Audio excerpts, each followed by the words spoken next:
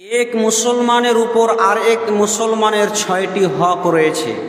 কোনো হাদিসে খামসা মানে 5টির কথা বলা হয়েছে, কোনো হাদিসে সিত্তা মানে 6টির কথা বলা হয়েছে। তো আমরা সকলেই মুসলমান, আমরা অবগত আছি, জানি যে আমরা নিজেকে মুসলিম দাবি করছি। আর আল্লাহ সুবহানাহু তাআলা তিনি বলেছেন, হে বিশ্বের মানব সম্প্রদায়, হে বিশ্বের মানব জাতি, হে ঈমানদারগণ, তোমরা শোনো, তোমরা যতক্ষণ পর্যন্ত মুসলমান না হয়েছ ততক্ষণ পর্যন্ত মৃত্যুবরণ করিও না। আল্লাহ বলছেন, ইয়া আইয়ুহাল্লাযীনা আমানু কু আনফুসাকুম ওয়া আহলিকুম নারা। আল্লাহ বলছেন, হে ঈমানদারগণ, কু আনফুসাকুম, তুমি বাঁচো, ওয়া আহলিকুম, তোমার আহাল পরিবারদেরকে বাঁচাও, নারা, জাহান্নামের আগুন থেকে। তার জন্য বলছি, হে ঈমানদারগণ, হে মুমিনগণ, এই জন্য আপনাদেরকে আমি বলছি, আমি যেমন জান্নাতে যেতে চাই, আপনাকেও জান্নাতে নিয়ে যেতে চাই। আমি যেমন জাহান্নাম থেকে পরিত্রাণ বাঁচতে চাই, ঠিক তেমনই ভাবে আপনাকেও জাহান্নাম থেকে বাঁচাতে চাই। তার জন্য বলছি, ইয়া আইয়ুহাল্লাযীনা আমানু, হে ঈমানদারগণ, আমানুত্তাকুল্লাহ হাক্কা তুকাতিহি, আমানুত্তাকুল্লাহ, তুমি তোমার আল্লাহকে ভয় করো, হাক্কা তুকাতিহি, যতটুকু ভয় করা উচিত, হাক্কা তুকাতিহি, ওয়ালা তামুতুন্না, তুমি ততক্ষণ পর্যন্ত মৃত্যুবরণ করিও না, ইল্লা মাগার ইল্লা ওয়া আনতুম মুসলিমুন, যতক্ষণ পর্যন্ত তুমি মুসলমান না হয়েছ। আল্লাহ বলছেন, হে ঈমানদারগণ, হে বিশ্বাসকারীগণ, হে আমার বান্দা বান্দীরা, শোনো, তুমি ততক্ষণ পর্যন্ত মৃত্যুবরণ করিও না যতক্ষণ পর্যন্ত কি হয়েছ, মুসলমান না হয়েছ।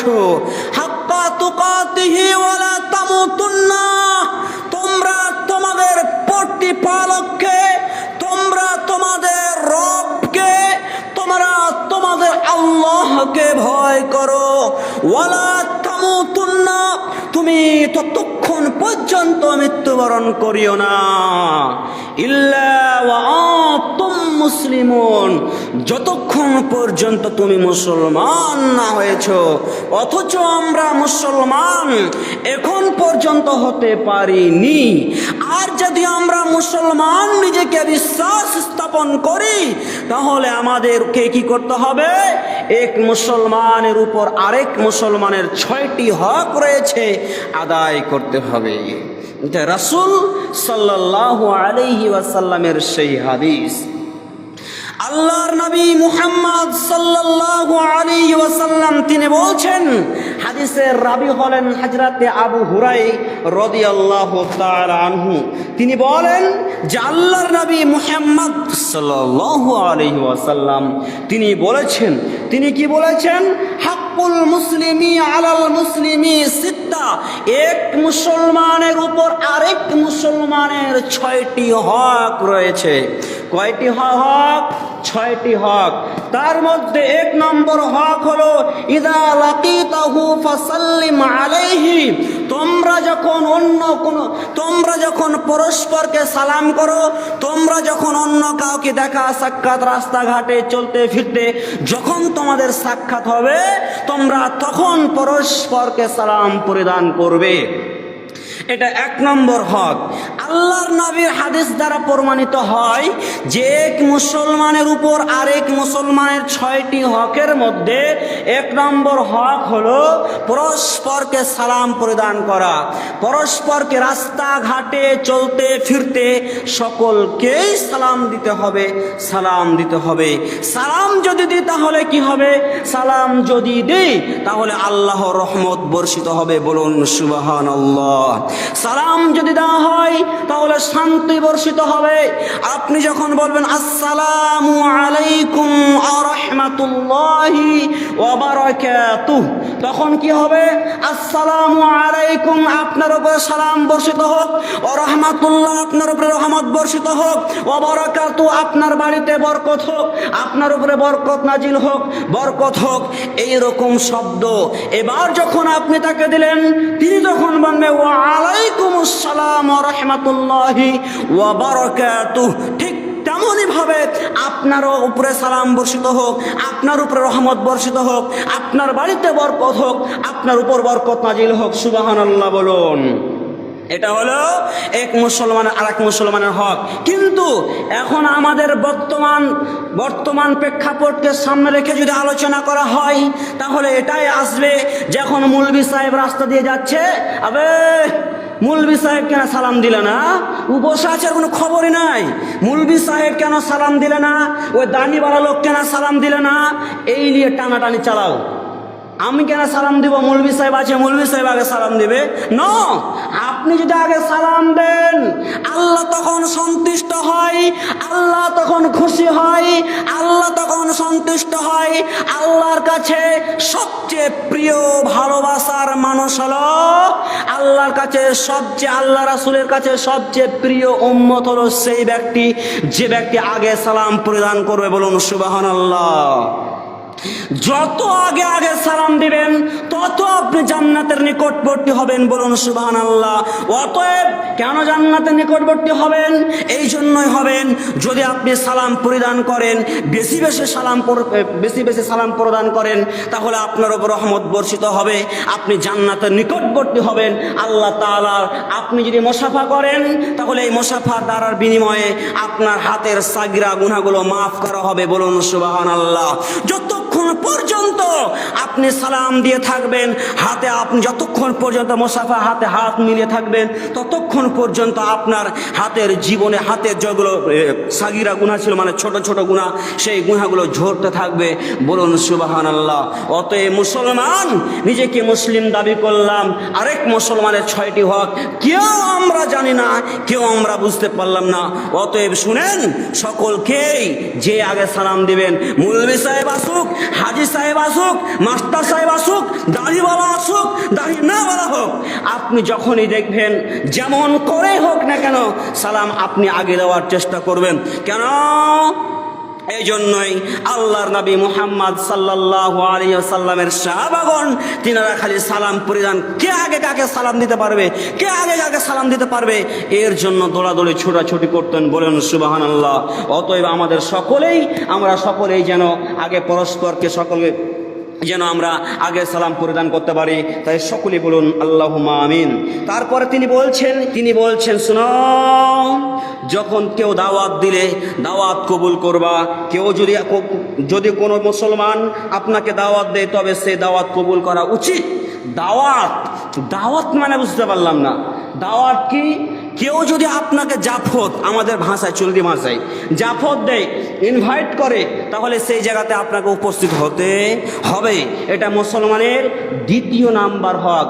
তাহলে আপনাকে একটা হাদিস বলি, তাহলে আপনি বুঝতে পারবেন এই হাদিসের দ্বারা দিয়ে কোন দাওয়াত গ্রহণ করা যাবে আর কোন দাওয়াত গ্রহণ করা যাবে না। আপনি দেখেন, দাওয়াত খেতে যাচ্ছেন, ওই জায়গাতে শরীয়তের বিরোধিতা করা হচ্ছে, সুন্নাহ অনুযায়ী কাজ হচ্ছে না, সুন্নাহর বিরোধিতা করা হচ্ছে, তাহলে ওই দাওয়াতের মুখে লাথি মেরে, অন্যায়ের মুখে ঝাঁটা মারে সেই দাওয়াত থেকে ফিরে চলে আসতে হবে।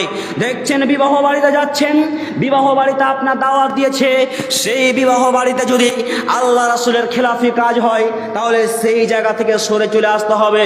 এবার এই যে নুনু কাটা, এই যে সুন্নাত তারা পালন করছে, এটা একটা সুন্নাত।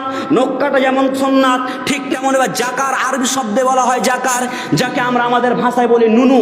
সেই নুনু কাটা, লিঙ্গ কাটা হয়, সেই লিঙ্গ কাটাতে যে জাফত দেওয়া হয়, ভোজ করা হয়, সেই সুন্নাত, সেই দাওয়াতের মুখে লাথি মেরে, এই ঝাঁটা মেরে সেই দাওয়াতের বাড়ি থেকে চলে আসতে হবে। বিবাহ বাড়ি যাচ্ছেন, সেখানে গান বাজনা হয়, আল্লাহ রাসূলের শরীয়তের বিরোধিতা কাজ হয়, সেই দাওয়াতের মুখে লাথি মেরে, অন্যায়ের মুখে ঝাঁটা মেরে সুন্নাতের বিরোধিতা যা করছে সেই দাওয়াত থেকে ফিরে আসতে হবে। দলিল, আল্লাহর নবী মুহাম্মদ সাল্লাল্লাহু আলাইহি ওয়াসাল্লামকে একজন ব্যক্তি, সেই ব্যক্তিরা সাধারণ মানুষ নয়, সেই ব্যক্তি হলেন জিবরাইল আলাইহিস সালাম। শুনুন, জিবরাইল আলাইহিস সালাম আল্লাহর নবীকে কথা দিয়েছেন, মুহাম্মদ সাল্লাল্লাহু আলাইহি ওয়াসাল্লাম আপনার বাড়িতে সেই দিন আমি যাব। ওই একটা দিন নির্ধারিত করলেন, আল্লাহর নবী অপেক্ষায় আছেন। জিবরাইল আলাইহিস সালাম, রাত চলে গেল, দিন চলে গেল, এখন পর্যন্ত কেন জিবরাইল আমার বাড়িতে আসলো না? কে বলছেন? মুহাম্মদ সারা পৃথিবীর সবচেয়ে শ্রেষ্ঠ মানব জাতির মধ্যে, নবীগণের মধ্যে সবচেয়ে আখিরি নবী, পাওয়ারফুল নবী, শ্রেষ্ঠ নবী, যার দ্বারা দিয়ে এই ইসলাম পথ চলে, ইসলাম চলে, সেই নবীর দ্বারা, সেই নবীর বাড়িতে দাওয়াত, সেই নবীর বাড়িতে আজ এই জিবরাইল আলাইহিস সালাম কথা দিয়েছেন, আল্লাহর নবী অমুক দিন আপনার বাড়ি আসবো। কিন্তু আল্লাহর নবীর বাড়িতে জিবরাইল আসলেন না। জিবরাইল আলাইহিস সালাম আসলেন না। আল্লাহর নবী বাড়িটাকে খুঁজতে আরম্ভ করলো, কিছু আছে নাকি। দেখছেন তার কিসের তলে, এই যে ঘুমাচ্ছে সেই খাটের তলে একটা কুকুর আছে, মূর্তি আছে। সেই মূর্তিকে যখন আল্লাহর নবী বাড়ি থেকে টেনে, ওই খাটের তল থেকে টেনে বাইরে করলেন, তারপরেই সঙ্গে সঙ্গে জিবরাইল আলাইহিস সালাম আল্লাহর নবীর বাড়িতে উপস্থিত হাজির হয়ে গেলেন, ঘরে চলে আসলেন।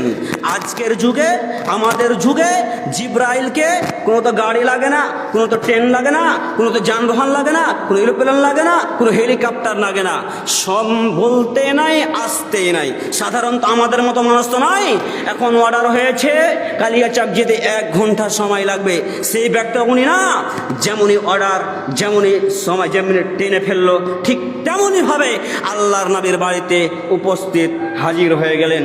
এবার আল্লাহর নবী বলছেন, জিবরাইল আপনি যে কথা দিয়েছিলেন যে আপনার বাড়িতে অমুক দিন আসবো, তাহলে কিসের জন্য আমার বাড়িতে আপনি যে কথা খেলাপ করলেন? আল্লাহর নবীকে জিবরাইল বলছেন, আল্লাহর নবী শুনেন, এই জন্যই আমি আসি না যেই বাড়িতে কুকুর মূর্তি থাকে, যেই বাড়িতে কুকুর বা মূর্তি থাকবে, যেখানে আল্লাহ রাসূলের কোরআনের আইন, আল্লাহ নবী আপনার আইন এবং আল্লাহর কোরআনের আইনের বিরোধিতা যেই বাড়িতে হয়, সেই বাড়িতে আমি যেতে পারবো না। অতএব বুঝতে পারলাম যে জিবরাইল এই মূর্তি আছে, আর যে বাড়িতে মূর্তি থাকে সেই বাড়িতে রহমতের ফারিস্তা প্রবেশ করবে না। আর আপনার স্ত্রী আর আপনি শোকেসের মধ্যে কত রকমের ছবি, জানলাতে কত রকমের ছবি, কত রকমের পাখির ছবি, কত রকমের মানুষের ছবি, আপনার দাদার ছবি, আপনার 14 গোষ্ঠীর ছবি, যত রকমের মূর্তি আছে সমস্ত ছবিগুলোকে আপনি লটকে রাখেন যে ঘরটা দেখে সৌন্দর্য লাগবে, অথচ আপনার বাড়িতে রহমতের ফারিস্তা প্রবেশ করবে না। আপনার বাড়িতে যেই পর্দাটা টাঙা আছে গেটের সামনে, সেই পর্দাটাতে আপনার কুকুরের ছবি, পাখির ছবি, যে কোনো ছবি, যে জিনিসের জীব আছে সেই জিনিসটা যদি দেখা যায় না, তাহলে সেই বাড়িতে রহমতের ফেরেশতা প্রবেশ করবে না।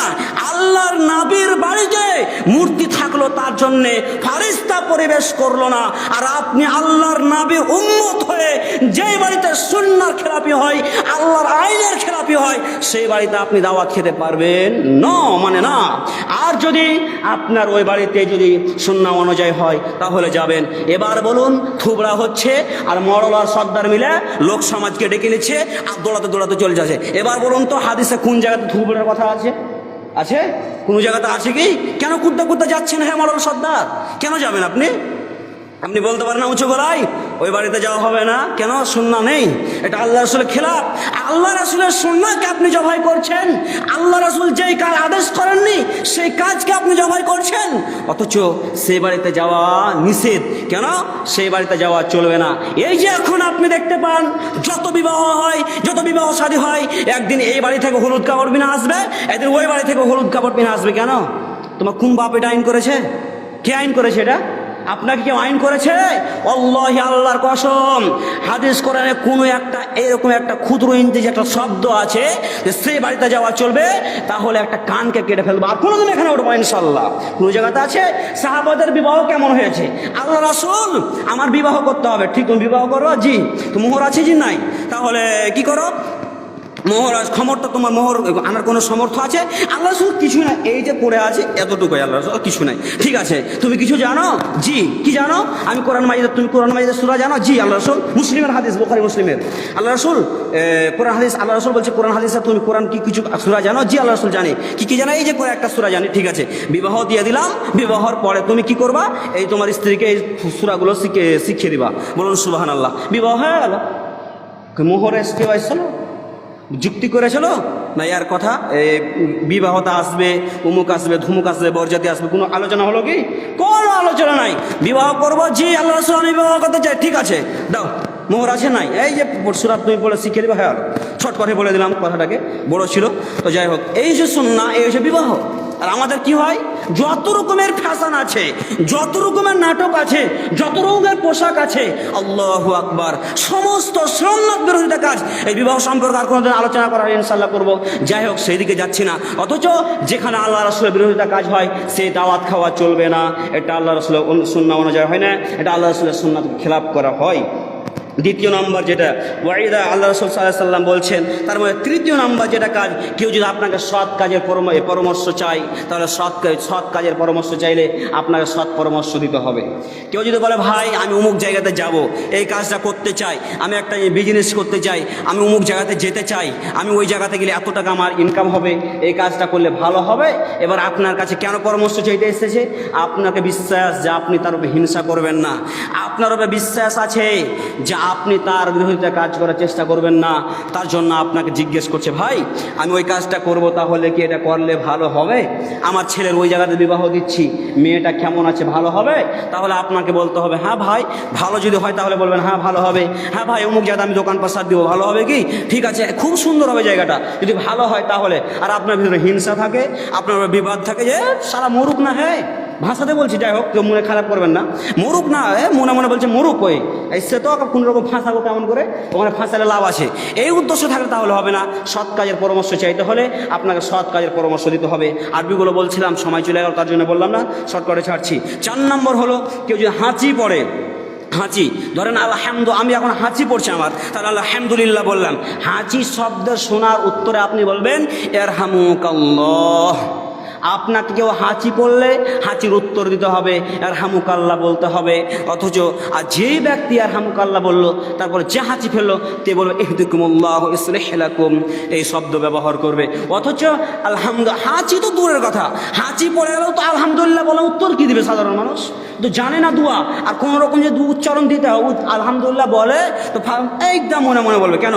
আপনার হাঁচিটা ললি ফাঁড় করে গোটা মসজিদকে আপনি বাঁচিয়ে দিচ্ছেন, হাঁচিতে এমন করে হাঁচি ফেলছেন, তাহলে আপনি আল্লাহর প্রশংসা একটা জোর করে উচ্চস্বরে বলতে পারেন না? আপনার পাশে লোকটা শুনবে কেন? এরকম তো হচ্ছে না। সাধারণ মানুষ ভাবছে এই লোক হাসি একটা মনে করছি, আমরা খেলধন মনে করছি, কিন্তু নয়, এটা আল্লাহ রাসূলের সুন্নাহ। আমাদের সকলকে এই মুসলমানের একটি হক, এই সকলকে এই মুসলমানের হক আদায় করতে হবে। 5 নম্বর যেটা হলো, সেটা হলো অসুস্থ যদি হয় কোনো ব্যক্তি, তাহলে অসুস্থ ব্যক্তিকে দেখতে যেতে হবে। অসুস্থ ব্যক্তিকে দেখতে যেতে হবে। কেউ যদি অসুস্থ হয় তাহলে তাকে দোয়া দিয়ে আসতে হবে। যদি আপনি অসুস্থ ব্যক্তিকে সকালবেলায় দেখতে যান, হাদিস মনে রাখেন, যদি আপনি কোনো অসুস্থ ব্যক্তিকে সকালবেলায় দেখতে যান আর তাকে দোয়া করেন, লা বাসা তাহুরু ইনশাআল্লাহ, ভাই আল্লাহ তাআলা আপনাকে সুস্থ করবে ইনশাআল্লাহ, ইনশাআল্লাহ আপনাকে আল্লাহ সুবহানাহু ওয়া তাআলা সুস্থ করবে। লা শিফাউকা ইল্লা শিফাউ, এইরকম করে দোয়া পাঠ করে আসবে, আল্লাহ আপনাকে শিফা দান করুক, আল্লাহ আপনার রহমত বর্ষিত হোক। আল্লাহ যদি আপনার পরীক্ষা নিয়ে থাকে তাহলে আল্লাহ আপনাকে পরীক্ষা থেকে উদ্ধার করুন।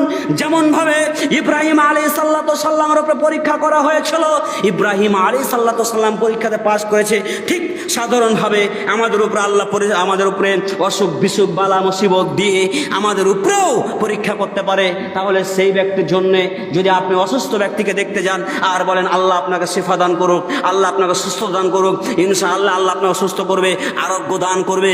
ওই ব্যক্তিকে যদি আপনি গিয়ে বলেন, তাহলে সেই ব্যক্তিকে যে বললেন আল্লাহ আপনাকে সুস্থ করুক, আপনার জন্য ৭০,০০০ ফেরেশতা সকাল থেকে সকালে দেখতে যান সন্ধ্যা পর্যন্ত আপনার জন্য মাগফিরাতের দোয়া করবে। বলুন সুবহানাল্লাহ। কত হাজার বললাম? ৭০,০০০ ফেরেশতা আপনার জন্য দোয়া করবে। শুধু কিসের জন্য? যাকে দেখতে যাচ্ছেন তো বলে আসলেন, কিন্তু আপনি যে দেখতে গেলেন আপনার জন্য ৭০,০০০ ফেরেশতা মাগফিরাতের দোয়া করবে, আপনিও যেন সুস্থ থাকেন। বলুন সুবহানাল্লাহ, আল্লাহু আকবার। এটা হাদিস, এটা বানাবটি কথা নয়। এবার সন্ধ্যাবেলা যদি আপনি দেখতে যান, তাহলে আপনার কিংবা সকাল পর্যন্ত আপনার জন্য মাগফিরাতের দোয়া করবে ৭০,০০০ ফেরেশতা। বলুন সুবহানাল্লাহ। অতএব কে অসুখ হলো, কে কি হলো, কেউ না হলো, 4 দিন 3 দিন খবর নেই, আমাদের কোনো খবর নেই। একটা ব্যক্তি মুসলমান, ধরেন একজন ব্যক্তি নামাজ পড়তে এসেছে, সেই ব্যক্তি যে নামাজ পড়তে পড়তে হঠাৎ দেখতে পাচ্ছেন না। একজন বন্ধু আপনার সাথে খুব চলাফেরা করে, হঠাৎ দেখছেন কি ব্যাপার, লোকটাকে আমি 2 দিন থেকে দেখতে পাচ্ছি না। আপনি দেখছেন যে হঠাৎ করে একজন ব্যক্তি কি হয়েছে, যে ব্যক্তিটা কোনো জায়গায় সাক্ষাৎ হয়, প্রত্যেক দিন ওই জায়গাতে আপনার দেখা হয়, 3-4 দিন চলে গেল, সেই ব্যক্তিটা দেখা হলো না। তাহলে আপনার খবর নিতে হবে, খোঁজ নিতে হবে, কি ব্যাপার, সেই ব্যক্তি তো আমার সাথে প্রত্যেক দিন দেখা হয় এই জায়গাতে, কি ব্যাপার আসছে না কেন, কি ব্যাপার 3 দিন 4 দিন থেকে নামাজ পড়তে আসছে না, কি ব্যাপার রাস্তাঘাটে সব সময় তো বাজারে দেখা হয়, কি ব্যাপার 3 দিন 4 দিন থেকে লোকটা আসছে না। আপনি কোনোদিন খবর নিয়েছেন? কোনোদিন অসুস্থ হয়ে আছে, কি মারা গেল লোকটা, কোনো বিপদে পড়েছে, কোনোদিন খবর নিয়েছেন? কোনোদিন খবর নাই। কেন? আমাদের ভিতরে হাদিস এবং কোরআন নেই, তার জন্য। আল্লাহ তাআলা আমাদের সকলকে বুঝার এবং মানার তৌফিক দেয়। সকলে বলুন আল্লাহুম্মা আমিন। 5ম নম্বর হলো, 6ষ্ঠ নাম্বার, যে 6 নাম্বার, সেই 6 নাম্বারটা হলো কি, কোনো ব্যক্তি যদি মারা যায় তাহলে জানাজাতে শরীক হতে হবে। জানাজাতে যদি শরীক হন তাহলে কত?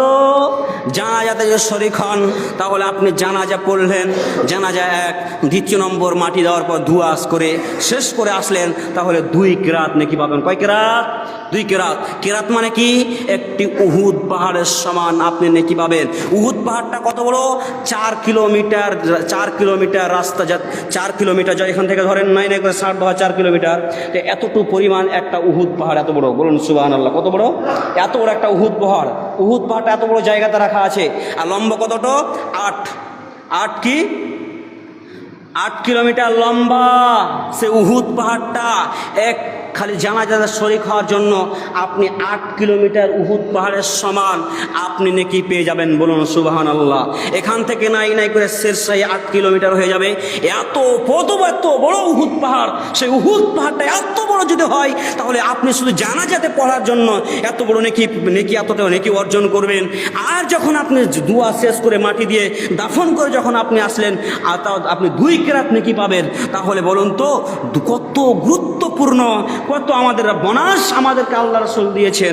অথচ মানুষ মারা গেল, মৌলভী সাহেব বলেছে গ্রামের মধ্যে 100-র মধ্যে 50 লোক গেলেই জানাজাতে হয়ে যাবে। আরে হবে তো ঠিকই আছে, আপনার গুনাহ হলো না, এটা ফারজে কিফায়া। মৌলভী সাহেব জোর গলায় বলে দিলে ফারজে কিফায়া, কিন্তু তুমি জোর গলায় বলতে পারলো না সকলকে গেলে এতটা নাকি হবে। কেন তুমি ফারজে কিফায়া করে রেখে দিলে সারাদিন? ফারজে কিফায়া আমার সামনে ধরেন বলছে, আরে জোহরে এই যে সুন্নাত পড়তে আসলেন, যে 2 রাকাত সুন্নাত না পড়েন তাও হয়ে যাবে, তাহলে আপনি কি আর পড়বেন? আপনি তো আর পড়বেন না, নামাজ তো হয়ে গেছে। এবার আপনাকে যদি বলা হয় 2 রাকাত সুন্নাত যদি আপনি পড়েন তাহলে এতটুকু আপনার সওয়াব রয়েছে, তাহলে তো আপনি কি ছাড়বেন? কখনো ছাড়বেন না। কেন? এতটুকু নেকি আছে তার জন্য বলি সকলকেই আল্লাহ সুবহানাহু তাআলা আমাদের সকলকে যেন এই মুসলমানের উপর আরেক মুসলমানের 6টি হক পালন করার তৌফিক দেয়। সকলে বলুন আল্লাহুম্মা আমিন। রব্বুল আলামিন আমরা সকলেই যেন মুসলমান নিজেকে দাবি করেছি আর মুসলমান হয়ে মৃত্যুবরণ করতে পারি। সকলে বলুন আল্লাহুম্মা আমিন। আর মুসলমান যদি হতে চান তাহলে 5 ওয়াক্ত নামাজ পড়তেই হবে। আল্লাহ তাআলা আমাদের সকলকে 5 ওয়াক্ত নামাজ পড়ার তৌফিক এনায়েত দান করেন। সকলে বলুন আল্লাহুম্মা আমিন।